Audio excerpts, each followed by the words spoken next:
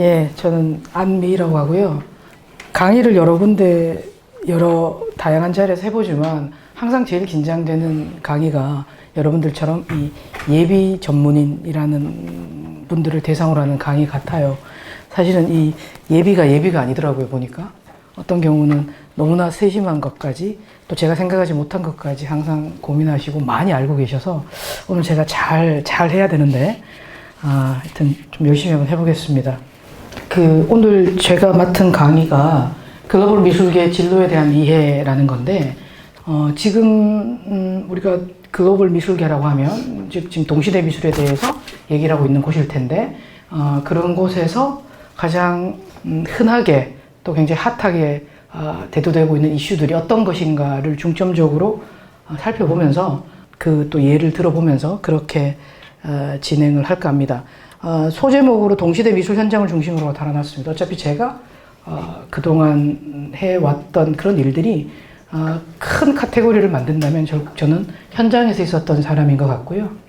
제가 했던 일들이 독립 큐레이터를 했고, 그 다음에 전시를 총괄했고, 정책을 만들어 봤고, 그리고 또 어떤 또 다른 형태로 문화가 쓰이는 곳에서 일을 해봤고, 지금은 한 기관의 기관장입니다. 그 모든 그 과정들을 일맥상통하는 것이 저는 현장에 있었던 거라고 생각을 할 수 있어서요. 그것을 고민하면서 이렇게 정리를 했습니다. 넘겨볼게요.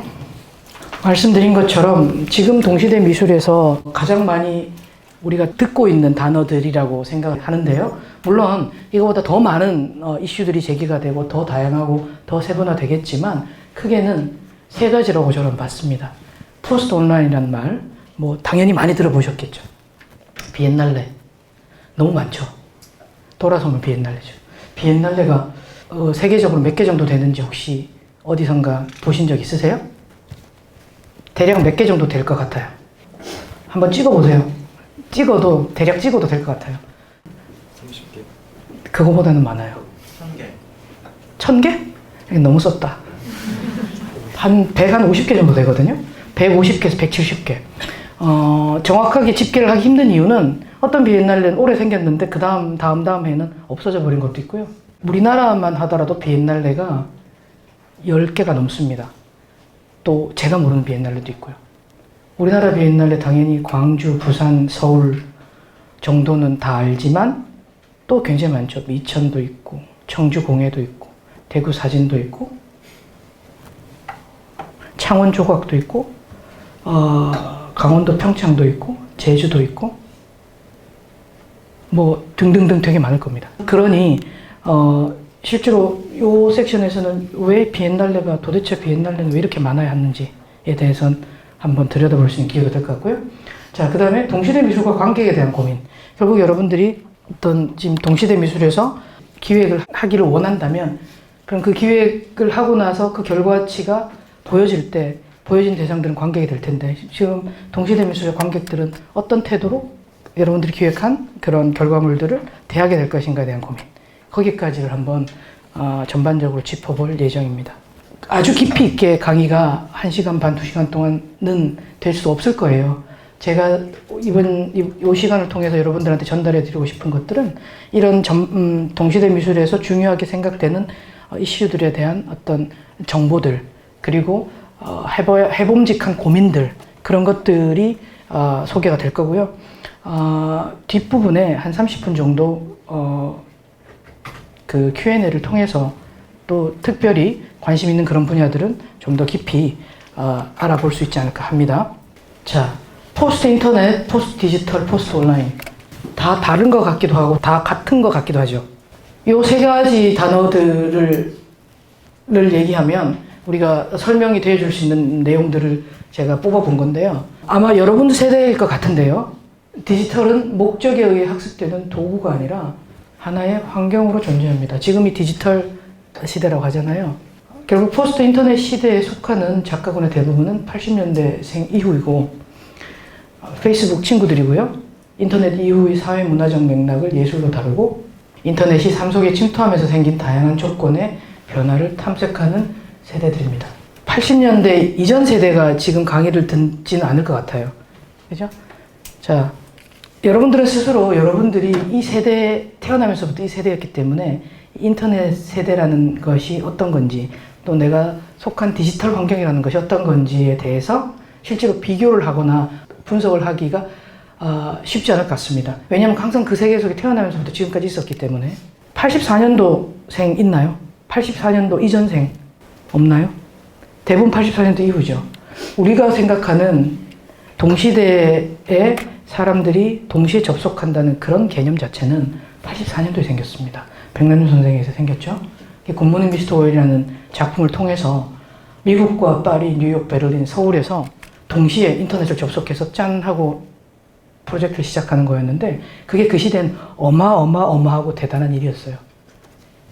지금은 아무것도 아니잖아요.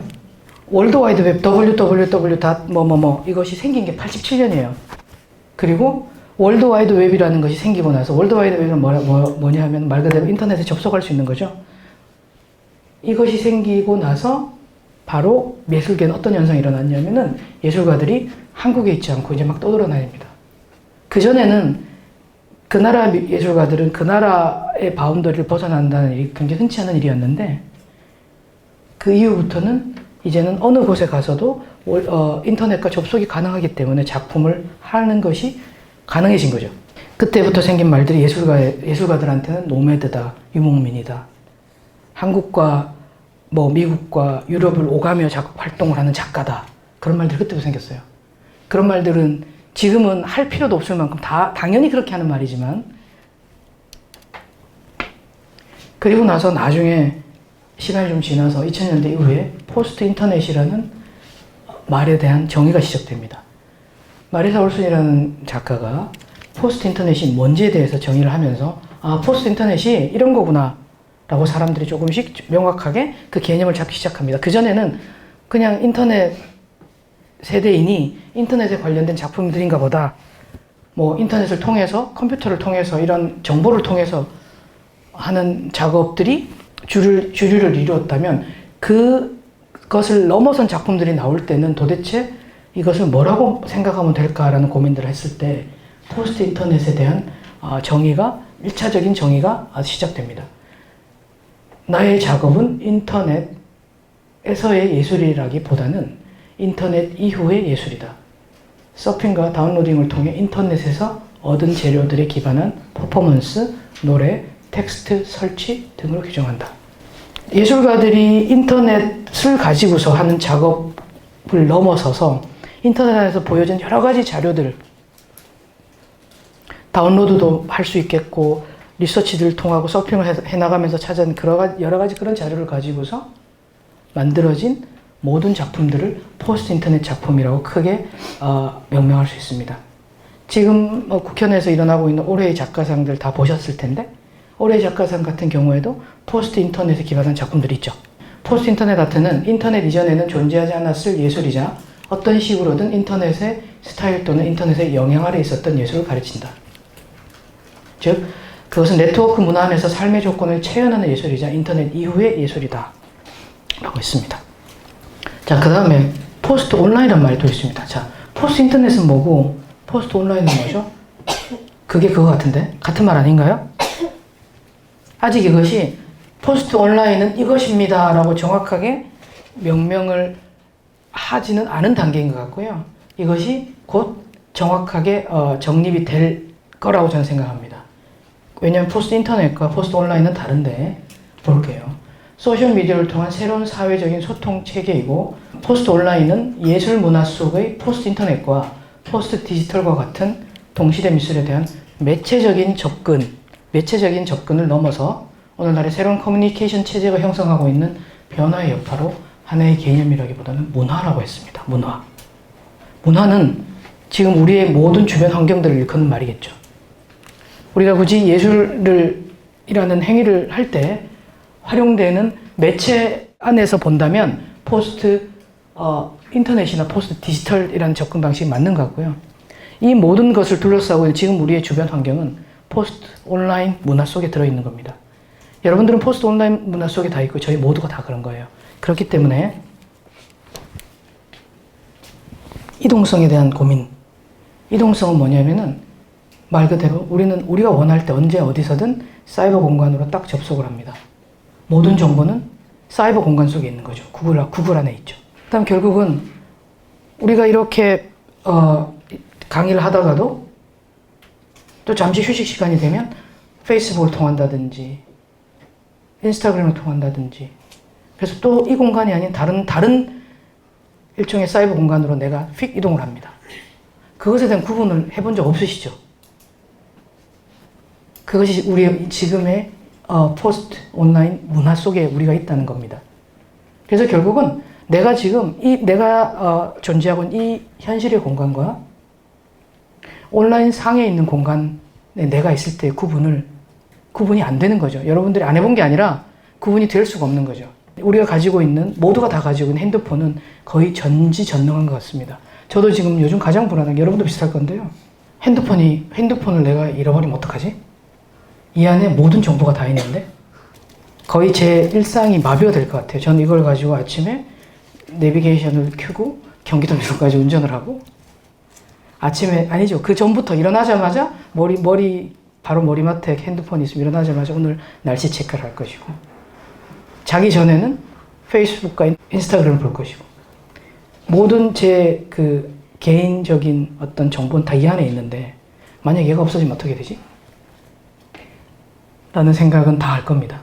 그만큼 우리는 우리를 가상의 공간으로 이동하는 이 도구에 대해서 굉장히 의존하고 있죠. 실제로 앱스토어라고 하는 것이 있잖아요. 앱스토어는 현실에 있는 말 그대로 그 가게가 아니죠. 우리가 뭔가를 사는 가게가 아니라 우리 핸드폰 안에 있는 가상의 공간에서 우리가 적절한 대가를 치르고 구입하는 그런 것들이 있는 곳이죠. 여러분들에 대한 이야기가 될 겁니다. 결국 여러분들 지금 세대의 작가들이 어떤 태도를 가지고 작업을 하는지에 대한 얘기가 될 건데요. 말 그대로 태어나는 순간부터 컴퓨터가 있었고 그러니까 핸드폰을 만지기 시작했을 때부터 여러 가지 SNS를 활용할 수 있었고 이제는 작가라면 물리적인 규모의 공간이 절대적으로 필요하거나 하는 시대가 이미 아닌 거죠. 컴퓨터만 있으면 작업할 수 있는 공간들, 엄청난 설치 작품이라 하더라도 작업실 어디세요? 했을 때는 전 작업실 필요 없고요. 컴퓨터만 있으면 됩니다. 라고 대답하는 작가들을 주변에서 많이 볼 겁니다. 2016년에 베를린 비엔날레의 그 전시 감독은 아트 콜렉티브 DIS라는 사람들이었습니다. DIS는 주로 활동하는 분야가 SNS 기반이었습니다. SNS 기반의 미술이나 패션, 음악을 자기들 마음대로 왔다 갔다 하면서 작업을 하는 4명의 콜렉티브였는데요. 비엔날레라고 하면 생각나는 것이 동시대 미술의 현장을 보여주는 곳이고 가장 실험적인 작품들을 보여주는 곳이라고 생각을 하잖아요. 그런 곳에서 2016년에 SNS 기반의 활동가들을 전시 감독으로 초청해서 전시를 만들어냈다고 하는 것은 지금 우리의 시대가 포스트 인터넷, 포스트 온라인 시대라는 것을 완전히 1차적으로 보여주는 그런 중요한 예시가 될 거고요. 2018년에 광주는 포스트 인터넷 시대의 참여 정치라는 소제목을 가지고서 전시를 만드는 섹션을 꾸몄습니다. 즉 무슨 말이냐면은 이것이 지금 동시대 미술에서 가장 크게 보여지는 어떤 미술의 현상, 예술의 현상이라고 말해도 크게 무리가 없다는 그런 자료들이 될 거라고 생각합니다. 예를 들어 실제 인물과 뒤에 가상의 저런 디지털의 인물들이 같이 화면에 보인다거나 이런 식의 어떤 작품들 뿐만 아니라 굉장히 다양한 형태의 포스트 인터넷 이후의 작품들을 여러분들이 접하게 되는데 왜 이런 작품들이 지금 이렇게 흔하게 보여지는가는 결국 우리가 그 문화 속에, 그 세대 속에, 그 사회 안에 있다는 것을 보여주는 예가 되겠죠.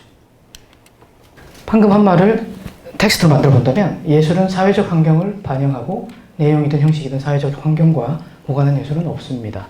즉 우리가 지금 살고 있는 사회는 미디어에 의해서 좌우된 사회가 되어서 현실의 개인과 사이버 공간에서의 개인은 같은 무게감을 갖습니다.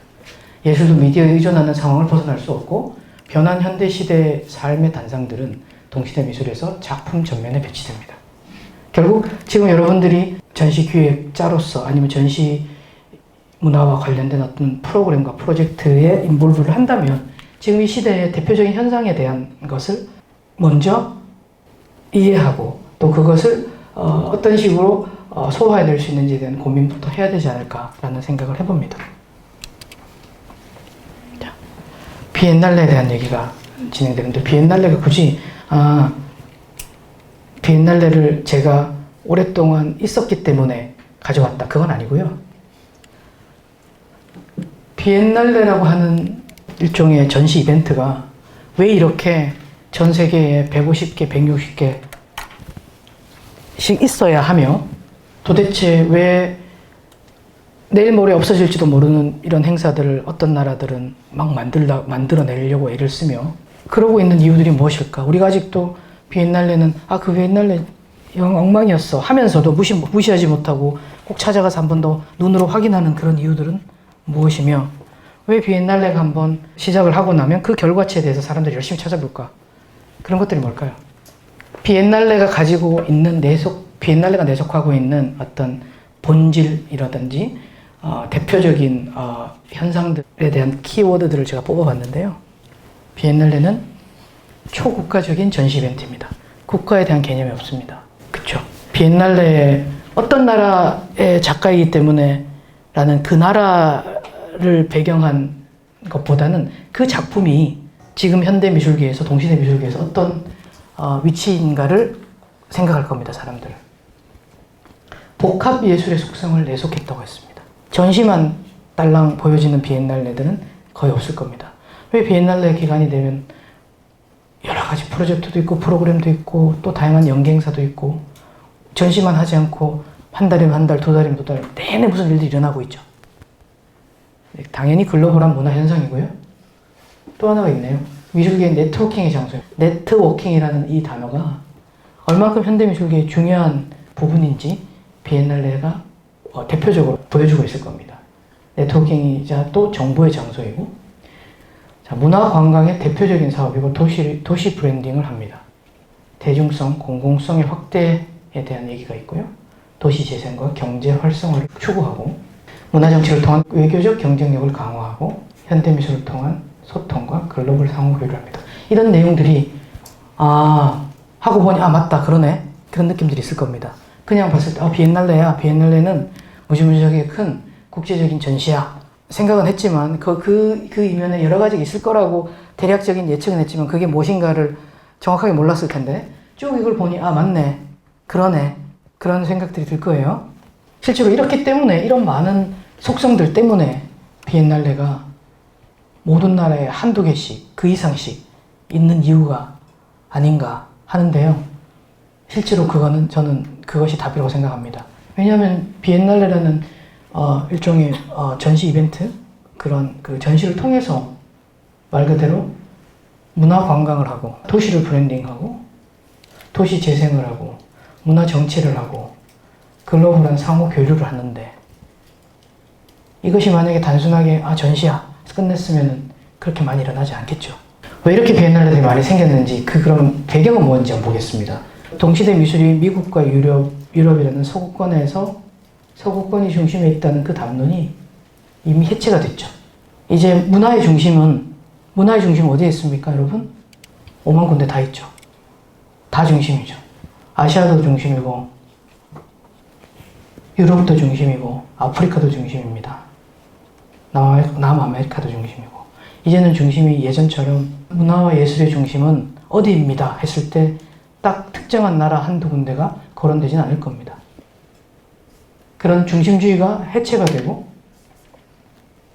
모든 문화들이 복합적이라고 생각하고 그러다 보니 결국 그 결과 때문에 동시대 미술이 굉장히 다양해지는 겁니다. 우리는 아프리카의 미술도 저기 그 동남아시아의 미술도 지금은 굉장히 중요한 동시대 미술이라고 인정하고 있고 연구하죠. 그것이 이런 그 배경들이 동시대 미술의 다양성을 확보했고요. 그것이 결국 시각 문화 현장의 변화를 주도한 계기가 되는 겁니다. 그러다 보니 비엔날레들이 주요한 유럽의 문화로서 굉장히 문화 선진국인 유럽 국가뿐만 아니라 다른 나라에서 생길 수가 있거나 생겨야 하겠네.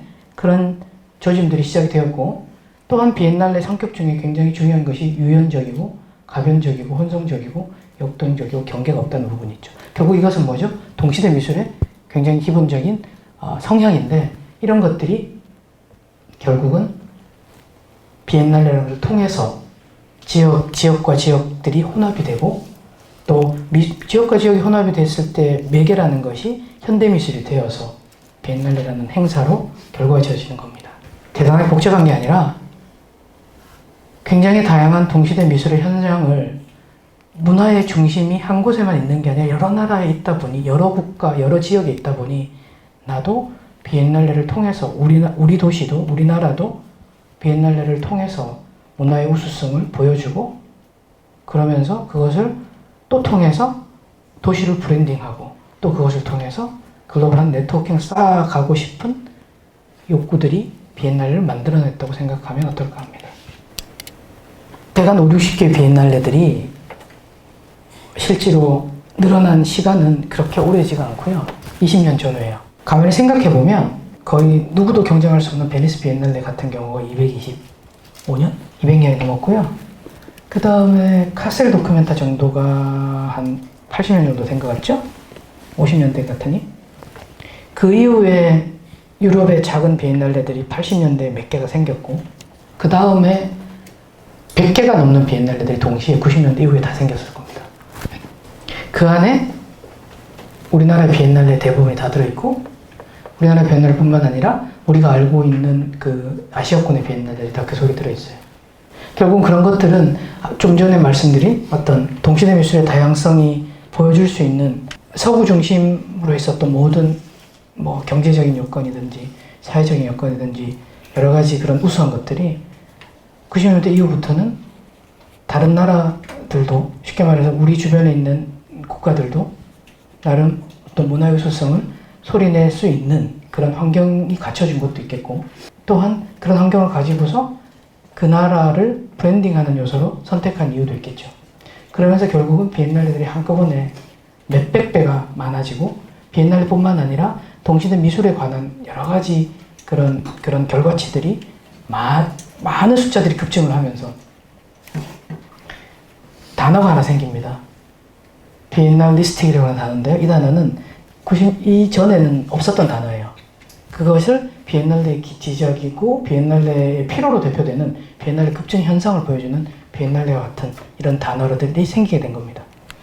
일종의 말 그대로 문화를 대표하는 어떤 현상이 된 거죠. 비엔날레가 단순히 전시 이벤트야가 아니라 문화를 대표하는 현상으로 자리를 잡은 거죠. 전시에 대한 경험들이 여러분들한테 얼만큼 있을지 제가 다 개별적인 차이가 있을 텐데요. 비엔날레라는 것을 실행하는 부분은 굉장히 많은 단계들이 있고 복잡한 과정들을 거치는 건 맞습니다. 그러나 뭐 크게 큰 전시, 국제적인 전시를 하는 그런 기본적인 그 틀과 크게 다르진 않을 겁니다. 지금 요거는 작품이 실제로 전시 현장에 도착을 했을 때부터의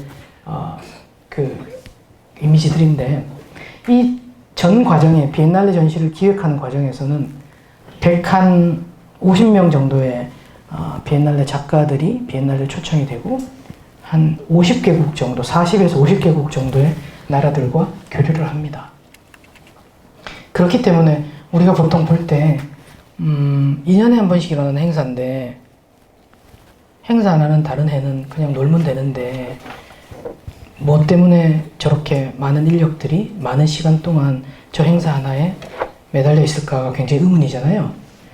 물론 비엔날레마다의 규모가 차이는 있겠지만, 대표적으로 제가 오래 있었던 광주 비엔날레 같은 경우는 말 그대로 재단이고요. 부서가 5개 정도가 있는데, 쉽게 말하면 이 5개의 부서에 수십 명의 직원들이 하는 일이 2년에 한 번씩 비엔날레 만드는 일이라고 생각하시면 돼요. 비엔날레 2년에 한 번씩 들어가는 예산 100억 정도가 되는데 엄청나게 많은 거죠. 그게 아니고 그 전시 결과물로 보여지는 그 예산은 40% 정도밖에 안 됩니다. 만약에 100억이면 40억밖에 안 돼요. 2년 동안. 나머지 60억은 다른 걸 합니다. 다른 게 어디 쓰여질 것 같아요. 보통 우리가 전시를 만드는데 전시라는 그 결과치를 빼내고 나머지 예산들 어디에 쓸 것 같으세요? 홍보비? 응? 인건비 많이 한다. 아, 정말 예비 전문이 맞네요. 홍보비, 인건비 가장 전시 이후에 많이 쓰여진 거 맞아요. 어떻게 생각하면 전시를 아무리 잘 만들어도 아무도 모르면 정말 의미 없잖아요. 근데 생각해보면 우리가 굉장히 많이 아는 행사들이 있어요. 뭐 그것이 전시 행사든 전시에 관련된 여러 가지 다양한 문화 행사들이 있을 텐데 여러분들이 많이 아는 이유가 뭔 것 같아요? 홍보비. 지금 광장 에코백 가지고 있는데 광장에도 분명히 굉장히 많은 홍보비가 쓰여졌을 겁니다. 돌아서면 광장에 대한 홍보들이 나오는 걸 봤거든요. 당연히 이 하나의 행사를 위해서 홍보비를 쓰는 홍보 부서가 따로 있고요. 요즘 홍보와 마케팅은 항상 같이 가는데 어떻게 말 그대로 비엔날레 마케팅을 잘할 수 있는지는 고민을 같이 합니다. 그래서 홍보 마케팅을 하는 부서가 있었고, 또 어떤 부서는 출판만 하는, 비엔날레 관련한 출판하는 부서, 또 비엔날레 관련한 연계 행사로 대부분들 연계 행사만 따로 하는 부서, 또 교육만 담당하는 부서, 그 위에 다음에 비엔날레가 시작될 때 어떤 방향으로 비엔날레를 추진하면 좋겠다. 비엔날레라고 하는 것은 동시대 미술이기 때문에 2년이 있으면 그 미술에 새로운 이슈들이 등장하거나 또 비엔날레가 꼭 다뤄야 할 어떤 것들이 생기게 될 때 그걸 정책적으로 접근하는 정책부서, 거기에 맞는 감독을 선정을 하죠.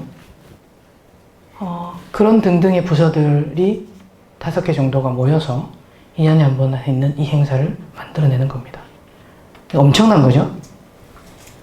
생각해보면. 그 안에는, 말씀드린 것처럼 물리적으로도 40-50개의 국가들이 컨택이 되고, 150명의 작가들의 작품이 들어오고, 그러다 보면 작품 수는 또 작가들이 작품을 하나만 내는 경우도 있지만 더 많이 내는 경우도 있고, 작품의 규모도 너무나 또 차이가 나기 때문에 어마어마한 규모의 전시 이벤트가 되는 거죠.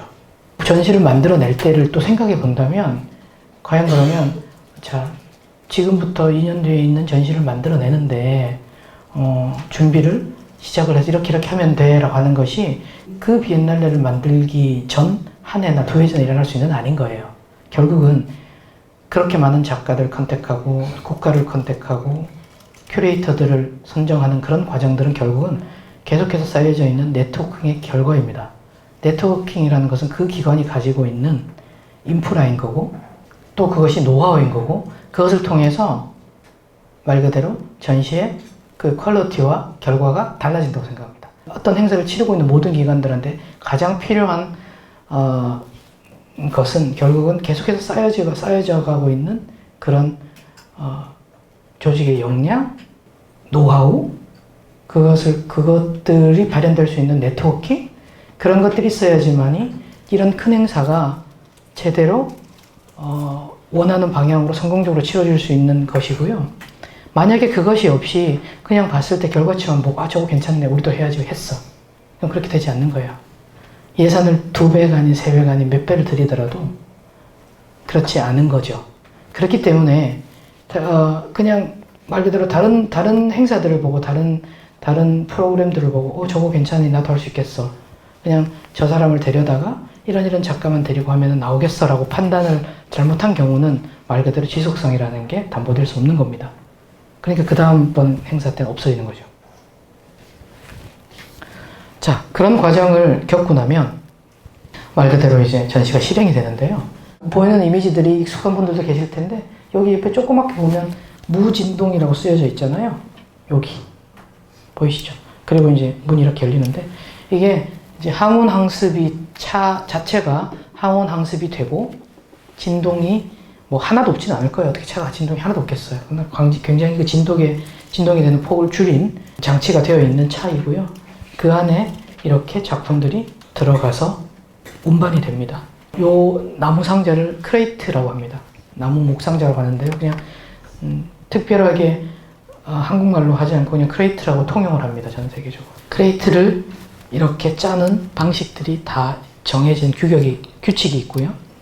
보통 우리가 해외에서 오는 작품들은 두 가지겠죠. 배를 타고 오거나 비행기를 타고 오지 않겠어요? 작품도 사람과 같이. 그랬을 때 항구에 내리든 공항에 내리든 거기에서 바로 항구 옆이나 공항 옆이 전시장이 아니기 때문에 결국은 이런 육로를 통해서 어느 정도의 이동 거리가 필요한 겁니다. 우리나라 같은 경우도 인천공항을 통해서 작품이 비행기로 들어오거나 인천항이나 부산항을 통해서 들어오게 되는데 육로를 통했을 때는 이렇게 생긴 무진동의 항원항습이 되는 차 안에 작품을 싣고 와야 하는 것이 의무입니다.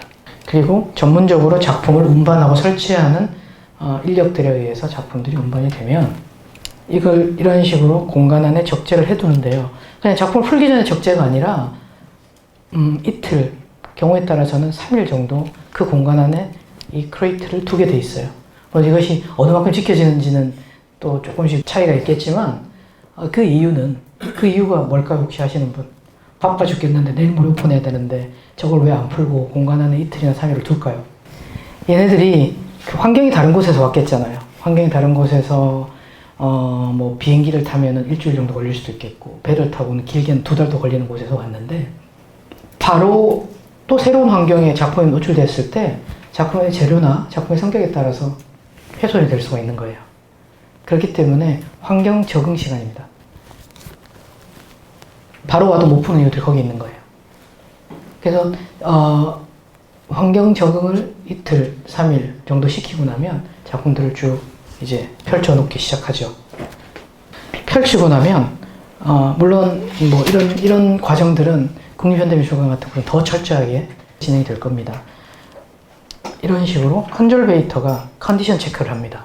작품이 오기 전에, 작품이 포장이 되기 전에 작품을 보내는 곳에서 컨디션 체크를 하고 그 컨디션 체크의 결과물과 작품을 열었을 때 컨디션 체크를 해서 결과물을 비교를 하겠죠. 쉽게 말하면 액자에 스크래치가 실기 전에 찍은 사진은 없었는데 전시장소에 도착해서 열어보니 스크래치가 생겼어요. 그러면 언제 생겼을까요? 이동하면 생겼겠죠. 그럼 이동하는 게 생겼다고 우리가 쉽게 생각하는데 그게 맞는지 안 맞는지 확인돼야 되죠. 일단 작품 설치는 중단입니다. 바빠 죽겠는데. 그죠? 설치 과정에서는 전시를 담당하고 있는 각 담당들이 작가와 계속해서 협의를 하면서 작품 설치를 해나가죠. 비엔날레가 항상 시간이 없고 아무리 빨리 준비를 해도 결국은 비엔날레뿐만 아니라 큰 전시들이 빨리 준비를 해도 날짜 맞추기 힘든 것들이 이런 부분입니다. 작품들이 그렇다고 어떤 것들은 한 달쯤 전에 들어와서 한 달 전부터 설치 시작할 수도 없는 거고 결국 설치를 하는 그 시간은 또 정해져 있거든요. 어떻게? 설치를 하려면 공간을 만들어야 되는데 공간을 공사하는 시간이 있겠고 공간을 만들면 공간을 만들기 전에 계획을 해야 되겠죠. 설계가 나와야 되는데 설계가 나오려면 뭐 해야 돼요? 작품이 확정돼야 되죠. 작품이 확정되려면 뭐 해야 돼요? 작가를 선정해야 되죠. 과정을 한번 거꾸로 짚어보시면 아무리 빨리 일을 많이 하고 많은 사람이 투입된다 하더라도 전시장에 작품이 딱 도착을 해서 그것이 설치가 될 때까지는 너무나 많은 과정들이 있고 중간에 또 스탑되면 또 기다려야 되고 그렇기 때문에 아무리 열심히 한다고 해도 이 오픈 날짜를 제때 맞춘다는 것이 그렇게 힘이 드는 겁니다. 이 과정들은 전시의 규모에 따라서 차이는 있겠지만 결국 비슷한 과정을 겪게 되는 거고요. 여러분들이 실제로 나중에 전시를 만들게 될 때 가장 먼저 크게 닥치지만 넘어야 하는 산일 것 같습니다. 예. 설치하는 여러 가지 장면들이고 어떤 경우는 하이 테크닉이 필요한 그런 작업들이 있을 때는 테크니션들도 필요하게 되고 설치를 전문으로 하는 사람들이 항상 붙어서 있게 되고 그런 장면들입니다. 2016년에 제가 16년 비엔날레를 마지막으로 해서 생생하게 남아있는 사진은 2016년도 중심으로밖에 없고요. 2018년도 비엔날레 또 좀 다르게 된 것 같고 아마 이게 뭐 전시 오픈하기 뭐 한 1, 2주 전 광경 같은데 광경 중에서도 아마 뭐 새벽쯤 될 것 같아요.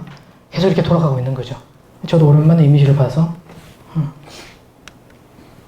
야간 작업하고 있는 모습도 있네요. 전시를 만드는 그 과정들은 거의 다 비슷비슷할 겁니다. 단 항상 그 2년에 한 번씩 돌아오는 행사이기 때문에 항상 반복적인 부분이 있으니까 뭐 한두 번 해보면 되게 잘하겠네 하지만 그런 것 같진 않았어요.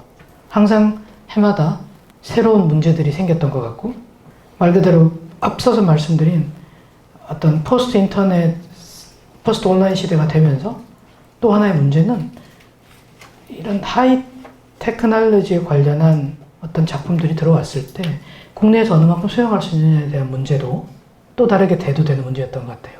그럴 때는 결국은 국내 세계를 못하면 해외에 있는 테크니션이 들어와야 되고 그럼 일이 또 더 복잡해지고 많아지고 그런 식으로 동시대 미술이라는 것이 계속해서 변화를 하고 있는 거고 그런 변화를 바로 직접적으로 맞닥뜨려서 풀어내고 있는 것이 비엔날레라는 행사이기 때문에 항상 새로운 문제들이 있었고 항상 오프닝까지는 임박해서 정신이 없었고 항상 사람들이 한 달 이상들은 거의 집에 못 가는 시간들이 있었던 것 같아요.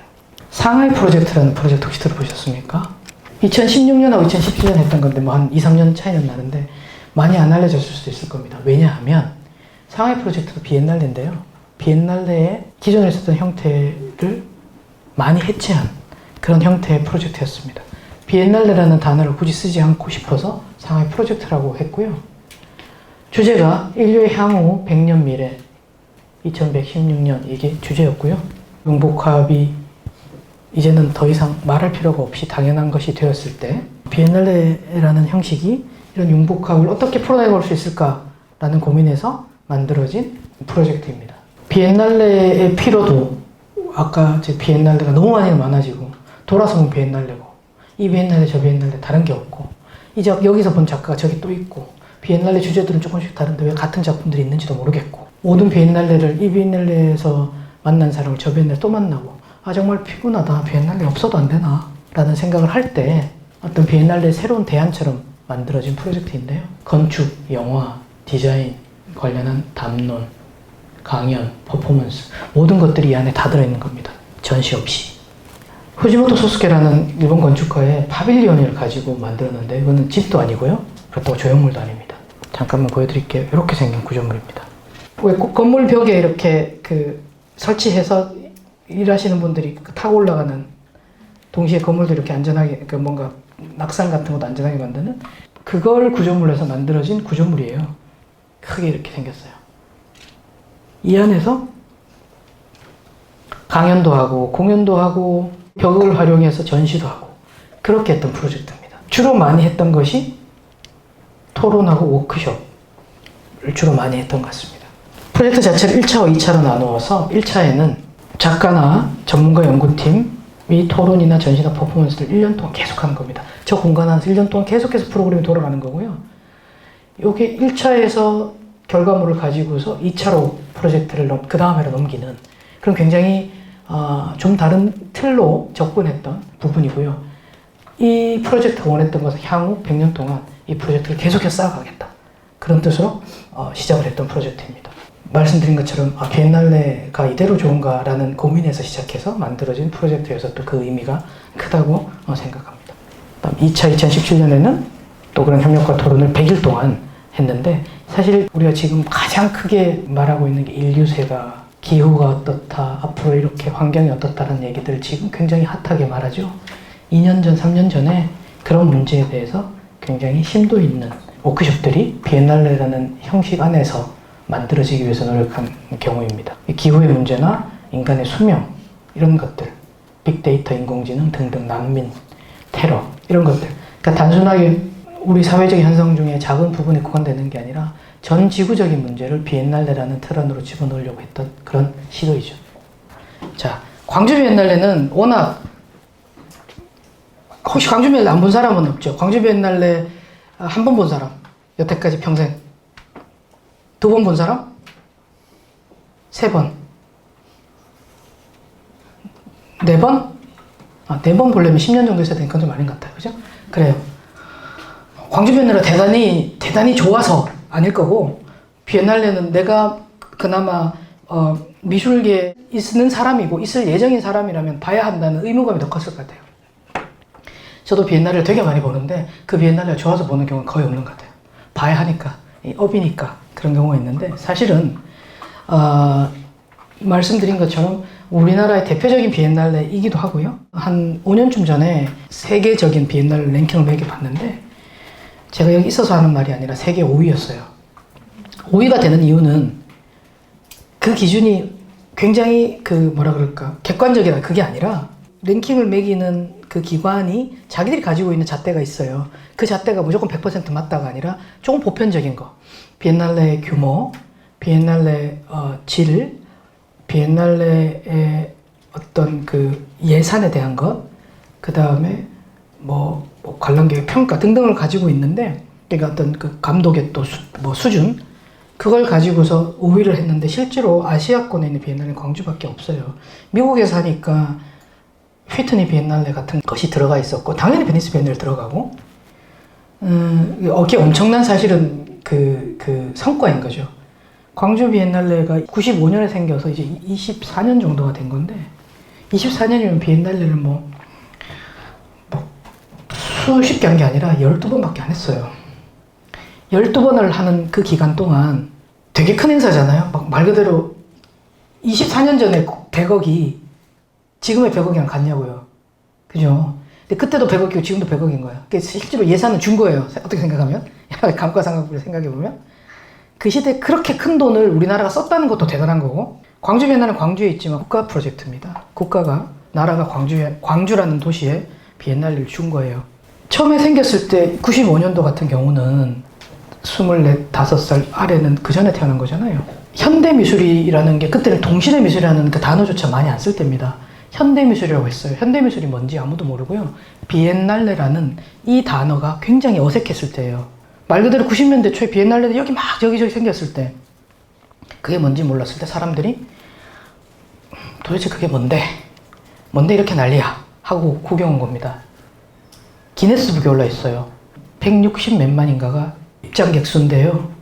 단일 이벤트로서 전 세계적으로 가장 많은 입장객 수가 들어온 것이 광주 비엔날레 1회입니다. 9천만은 서울에 사니까 모르지만 광주의 인구가 147만 정도예요. 150만이 안 돼요. 우리나라 두 번째 도시인 부산이 한 400만 정도 넘나요? 450만? 대구 밑으로 있는 도시들은 150만의 인구가 안 돼요, 우리나라가. 응? 그런데 160 몇만이 들었다는 것은 뭐냐면 걸을 수 있는 사람 다 온 거예요. 포대기 쌓인 애기 빼고 초, 중, 고, 일반 모든 사람들이 어느 정도냐면 공간이 물리적으로 있잖아요. 한 공간에 이 공간에 예를 들어 이런 공간에 사람들이 찰 수 있는 숫자가 있을 겁니다. 여기에 예를 들어 지금 여러분들 저까지 합하면 100명이 안 되는데 100명도 넘는 사람이 요만한 공간에 작품들이 다 있는 곳에서 하루에 아침에 문을 딱 열면 문을 닫을 때까지 한 번 들어가면 못 나오는 거예요. 돌아갈 수가 없는 거지. 계속 줄이니까. 작품들이 이렇게 있잖아요. 그러면 이 줄에서 내가 작품을 감상하는 게 아니라 그냥 가는 거야, 밀려서. 그런데 공간이 얼마나 넓어요. 몇천 평이잖아요. 공간이 5개 전시 공간 돼 있어요. 전시장 하나가 한 500에서 600평 되는 게 5개가 있어요. 500평을 돈다고 생각해봐요. 줄을 서서 작품을 이렇게 하면서. 그러면 하나 하고 나면은 다리 아프잖아. 쉴 데도 없어요. 또 가. 중간에 한 2개 돌면 화장실도 가야 돼. 못 가. 또 가. 그렇게 해서 3달인가를 했답니다. 사실은 전시를 보고 그걸 매일매일 했으니 누가 전시를 제대로 봤겠으며 그 전시가 대단하다가 뭐가 있겠으며 이게 비엔날레구나. 비엔날레 느끼는 감성은 정말 피곤하고 힘들다 정도였겠죠. 그 앞에는 그 관광버스가 연일 줄을 서 있었고 그게 우리나라 첫해 광주 비엔날레였고 그것이 기네스북에 올라 있는 숫자예요. 자, 그럼 두 번째 기네스북 2등은 1등은 160 몇만이 든 광주 비엔날레 1회였어요. 2등은 어딘 것 같아요? 광주 비엔날레 2회입니다. 90 몇만이래요. 98만인가? 뭐 그랬대요. 근데 말 그대로 단일 행사로 두 번째 많은 겁니다. 사실 이 숫자는 실제로 비엔날레를 보러 가야지 하는 그 숫자가 아닌 거예요. 이 숫자는 허수가 많은 거죠. 무슨 모임에서 비엔날레 이번엔 비엔날레 가야 된대. 또 가. 학교들 전부 다 단체로 다 타고 와. 경로당까지. 그런 거예요. 이제 3회 때부터 조금씩 숫자가 현실적으로 갑니다. 그러니 실제로 첫 해, 두 해는 그 관람객의 숫자로 행사가 버텼을 것 같아요. 이렇게 많은 우리나라 국민들이 왔습니다. 당연히 유지해야죠. 2회 갖고. 2회에는 해외에서도 이렇게 많이 왔습니다. 이런 국제적인 행사가 어디 있습니까? 그리고 또 2회 갔겠고. 3회부터는 돌아왔을 겁니다. 아, 이게 어떤 식으로 실질적으로 동시대 미술을 다뤄야 될까? 그런 고민도 했을 것 같고요. 그래서 지금 결과적으로 굉장히 현실적인 숫자로 남아있는 게 비엔날레는 40만 정도입니다. 40만도 굉장히 커요. 40만 정도면 광주를 중심으로 주변에 있는 전라남도에 광주가 있잖아요. 전라북도 이런까지는 거의 대학생까지 다 온다고 생각하시면 됩니다. 그 다음 그 이외 지역에서는 일종의 이제 미술대학, 건축대학, 디자인대학, 미술 관련한 쪽은 다 오고요. 고등학교까지. 그리고 이제 주변에 조금 나도 미술 좀 알아야 하는 그런 일반 관객들이 있겠죠. 그렇게 되면 한 40만 정도가 됩니다. 근데 이 숫자는 4회, 5회, 한 6회부터 유지가 된 숫자예요. 그 말은 뭐냐면 비엔날레가 망해도 완전히 말도 안 되는 작품들 걸어놔도 그 숫자가 온다는 겁니다. 얼마나 못했는지 보러 온다는 거예요. 항상 비엔날레 리뷰는 긍정적이지 않아요. 부정적이라는 단어를 쓰기는 좀 못하지만 말 그대로 굉장히 좀 비판의 눈으로 많이 보게 돼요. 항상 이 시대의 핫 이슈를 다룬다고 내놨기 때문에 첫 번째 이것이 핫하냐 안 하냐부터 시작하고 이 핫하는 것을 아무도 안 다룬 것을 다루니까 제대로 다뤘냐를 말하다 보니 그것은 너무너무 참 잘했어요 이렇게는 되지 않는 거예요. 대부분 비판적인 이슈가 대부분이고 그건 광주뿐만 아니라 베니스까지. 여러분들 베니스 비엔날레 기사를 한번 본다고 봐보세요. 올해 베니스 비엔날레는 대성공이었습니다. 아무데도 없습니다. 그런 거예요. 그런데 항상 가는 사람의 숫자는 줄지 않아요. 늘어나지. 비엔날레 이런 이 큰 프로젝트를 조금 깊이 들여다보면 각 나라의 비엔날레마다 성격들이 조금씩 다 달라요.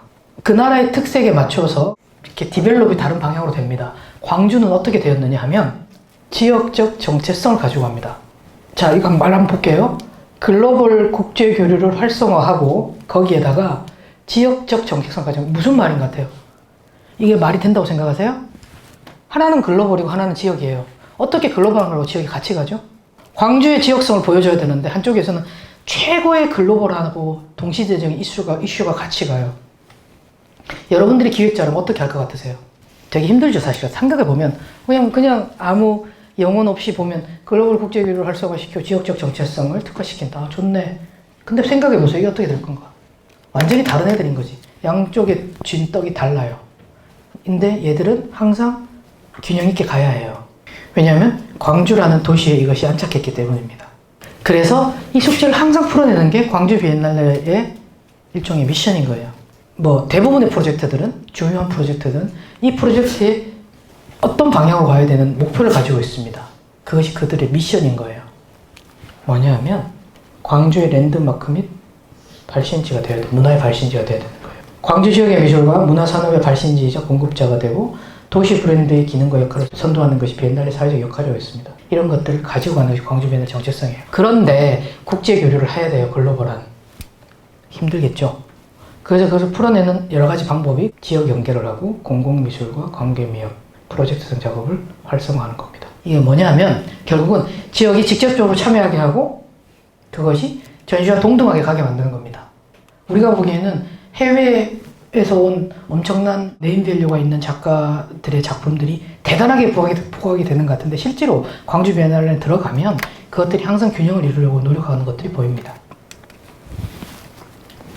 가보셨으니까 아실 거예요. 요 에디션 가셨나요? 2016년에? 2016년에 가신 분? 근데 요거 기억나시죠? 이렇게 돼 있고요. 자, 방금 말씀드린 것처럼 그런 지역의 문제를 그리고 글로벌한 이슈를 동시에 풀어낼 수 있는 방법을 이런 식으로 만들었습니다. 2016년도에 광주 비엔날레는 전시가 있고요. 포럼, 출판, 그 다음에 인프라스쿨, 원래회, 비엔날레 함께차를 매개, 비엔날레 특별전, 기념전, 포트폴리오 리뷰전 이거를 동시에 돌린 거예요. 펼쳐놓고 보니 진짜 어마어마하네요. 하다가 죽을 뻔했습니다. 뭐냐면 결국은 전시는 단순히 비엔날레 전시 플러스 국립아시아전통과 연계, 광주민주운동기록관, 의제, 무등현대, 우재길 등등 광주에 있는 여러 가지 어떤 사립공간, 공립공간을 통해서 전시를 만들어내고요. 비엔날레 포럼을 통하고 또 인프라스쿨 같은 경우에 대학생 연계를 했습니다. 서울에 있는 말 그대로 동덕여대나 홍익대나 서울대뿐만 아니라 광주에는 전남대나 조선대와 연계를 해서 교육 프로그램을 만들어내고 원래라는 것을 통해서 한 달에 한 번씩 작가 스크리닝을 하고 독서 모임을 하고 이런 식으로 큰 하나의 행사를 완성을 하는 거죠. 이것이 광주 비엔날레라는 프로젝트입니다. 우리가 보기에는 광주 비엔날레 전시장에 있는 광주 비엔날레 전시장에 있는 전시가 다다. 그게 아닌 거예요. 사실 얘의 물론 다른 것에 비해서 규모는 작지 않으나 이 많은 것들과 함께 어울려서 결과가 지어지는 겁니다. 전시 이미지들은 간단하게 빨리 넘어가겠습니다. 공간 연출에 대해서 관심 있으신 분 있으시죠? 이 공간은 특별히 조명이 없습니다. 아무 빛이 없어요. 암실이에요. 암실인데 작품에서 나오는 빛으로만 공간을 연출했습니다.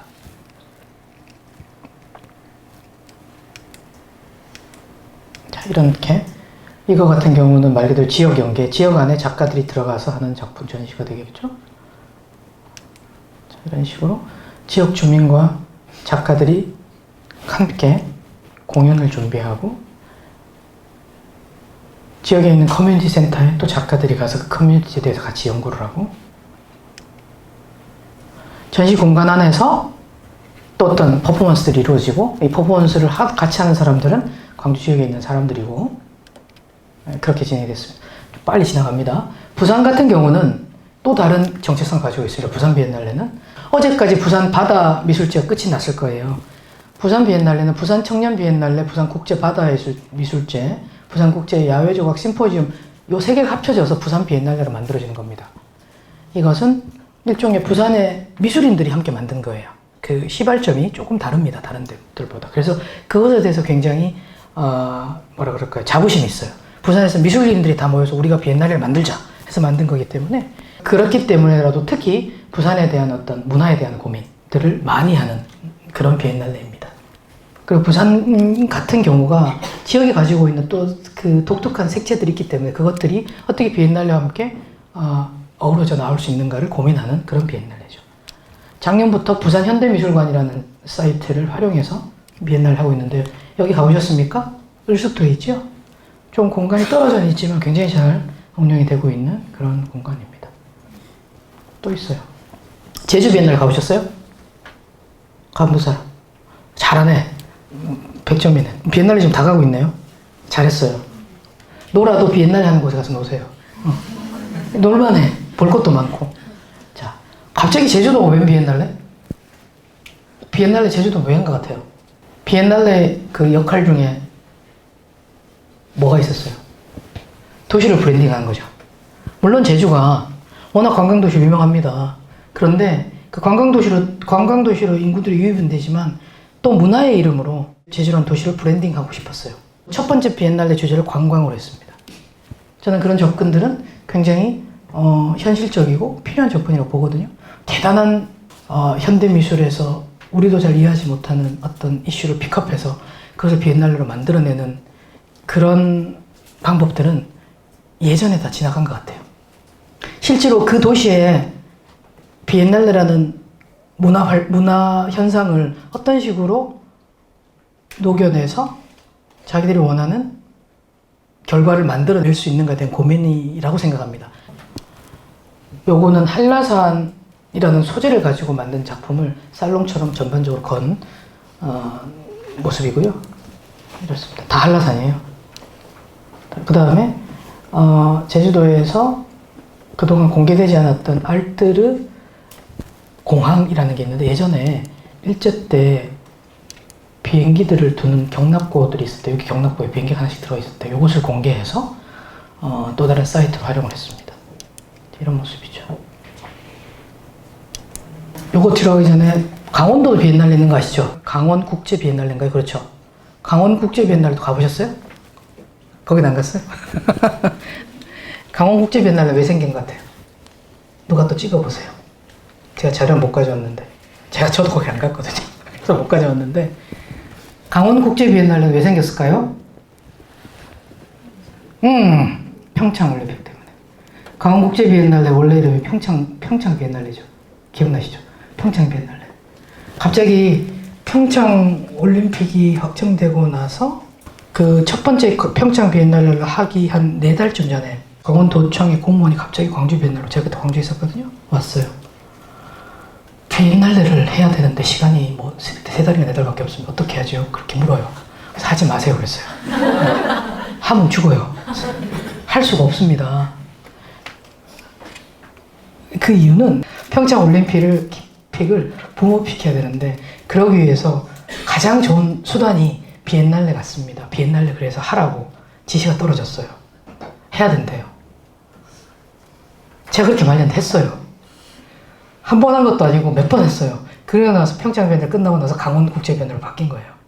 괜히 말린 것 같아요.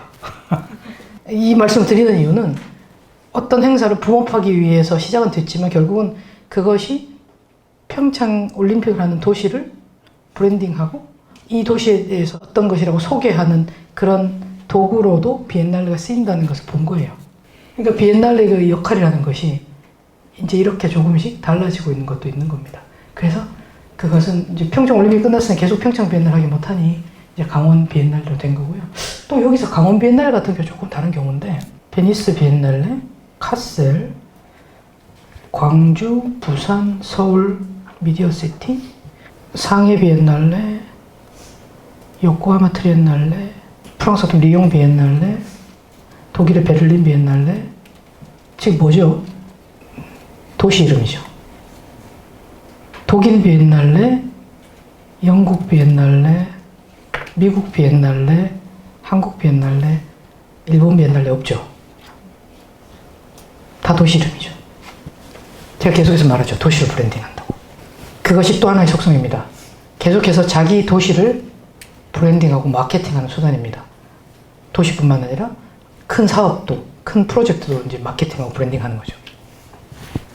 자, 동시대 미술과 관객에 대한 얘기인데요. 사실은 굉장히 중요한 이슈입니다. 우리가 전시를 만들고 아니면 어떤 프로젝트를 다 하고 나서 그 프로젝트의 결과치가 보여지는 대상이 어떤 태도이고 어떤 자세인지를 모르고 내가 마음대로 내가 원하는 대로 만들 수는 없는 겁니다. 그죠?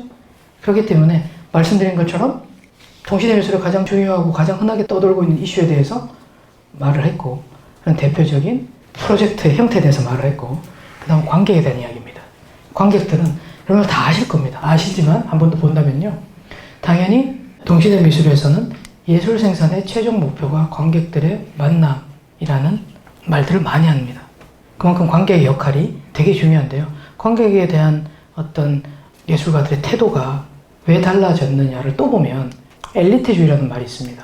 현대미술은 원래 어려워요. 그래서 여러분들도 알아서 공부하셔야 되고요. 여러분들이 느끼시는 그게 답이에요. 그거 10년 전에 그렇게 요새 그렇게 말하면 맞지 않나요? 그렇게 말하면 정말 욕먹죠. 이 현대미술은 아무도 모르는 거고 알려면은 정말 어느 정도 지식 수준이 있어야 되고 어느 정도 문화활동 하는 사람만 알고 있어. 나 같은 예술가들이나. 그러니까 여러분들은 알고 싶으면 나만큼 지식 수준이 올라오거나 아니면 아예 포기하세요. 몰라도 돼요. 그런 게 내포되어 있는 겁니다. 그것을 극단적인 예를 든 모든 게 그렇다는 게 아니라 극단적인 예로 그런 것들이 엘리트주의일 겁니다. 그런 엘리트주의가 이제는 있으면 안 되는 거예요. 말 그대로 예술은 적극적으로 소통해야 되고 조금 어렵게 접근하는 그런 것들은 적절하게 설명이 되어야 되고 또 그런 것들을 위한 여러 가지 장치들을 마련한 부분들이 있는 겁니다. 결국 관객들의 문화 수준이 높아져 있고 관객들에게 올바른 방법으로 소개하는 것들이 굉장히 필요하다는 겁니다.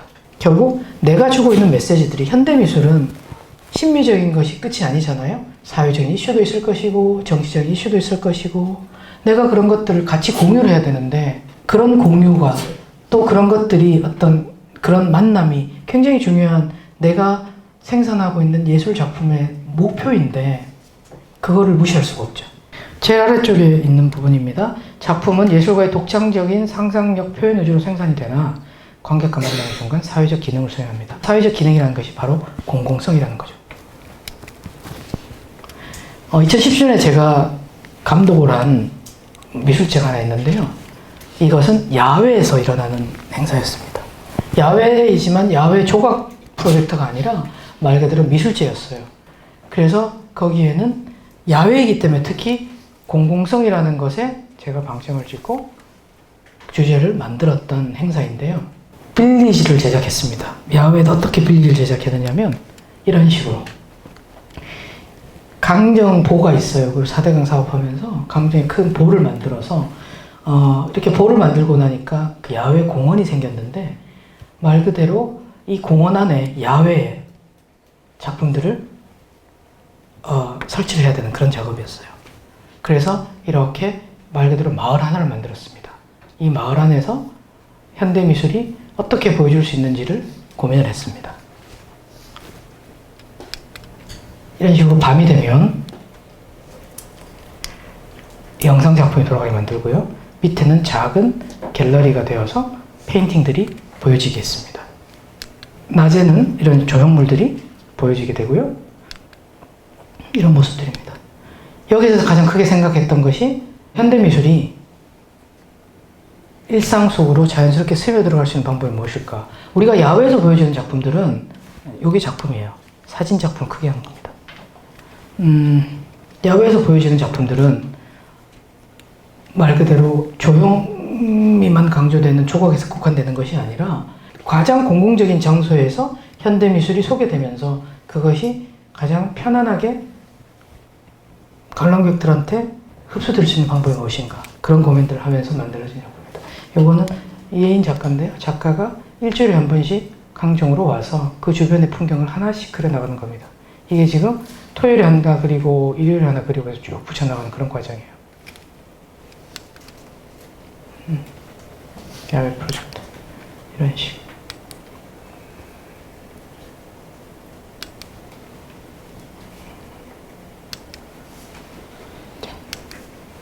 그 다음 마찬가지로 그런 공공성에 대한 얘기들로 공공 프로젝트가 지금 일어나고 있는 게 2017년에 도시건축 비엔날 했는데 올해 또 시작을 하고 있을 겁니다. 2017년에 첫 해로 이런 식으로 서대문에 있죠. 지금 박물관으로 만들어졌는데 이 안이 모든 그런 공간을 건물을 활용해서 비엔날레를 했습니다. 건축 비엔날레를 이런 식으로 했죠. 폴리라는 게 있습니다. 2011년부터 시작을 했는데 공공 조형물을 하는 게 아니라 건축적인 어떤 근간을 가지고 있는 작품을 가지고서 시민들이 또 여러 가지 관객들이 직접 소통할 수 있는 그런 장치인데 이것은 레스토랑이에요. 폴리가 이 레스토랑을 지어주고 지역에 있는 셰프들이 직접 이 공간에서 레스토랑을 운영하게 하는 그런 프로젝트까지 진행이 된 거죠. 오늘 굉장히 열띤 강의해 주신 저희 관장님께 큰 박수 부탁드리겠습니다. 고맙습니다.